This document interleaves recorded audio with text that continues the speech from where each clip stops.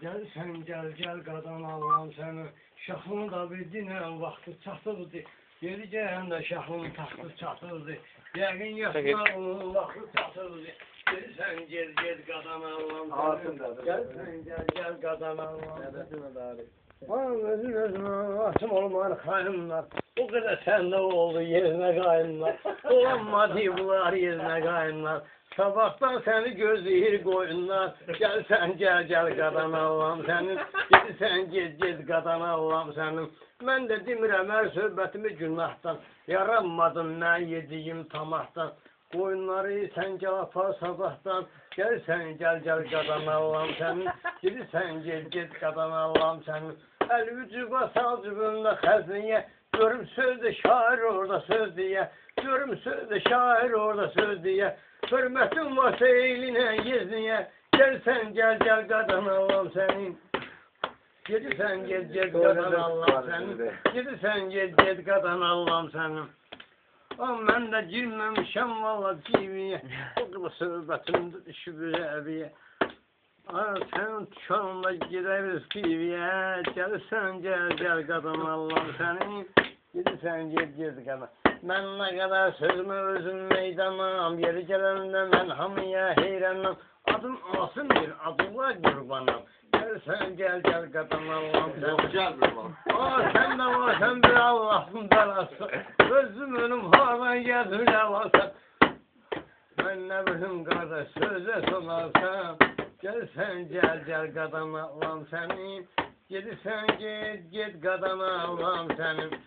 Mənim ömür boyu sözüm yaddaşımda var. Var. Mənim dostum da var, mənim sirdaşım da var. Rasiyadaya bir ağız kardeşim da var. Gelirsən gel qadan Allah'ım senin. Gedirsən ged qadan Allah'ım senin. Mən də nə qədər nail o şirin çalanlar.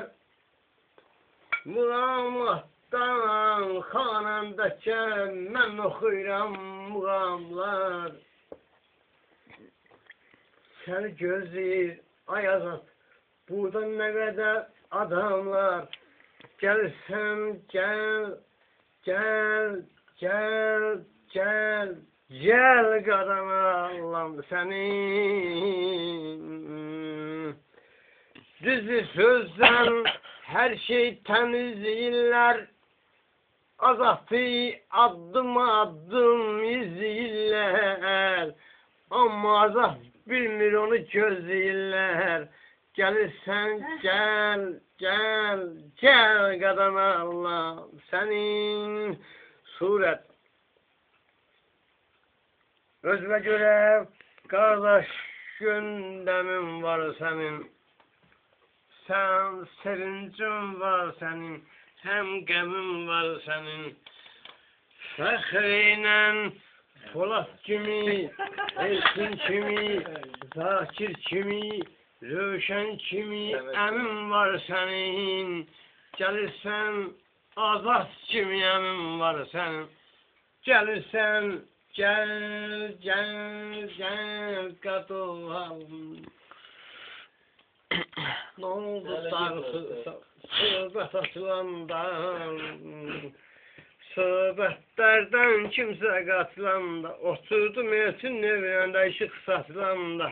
Gel Azad qadan senin. Səni gel qoyunlar düz sənin ayağın altında dana gözləyir. Bəlkə də xanələrdə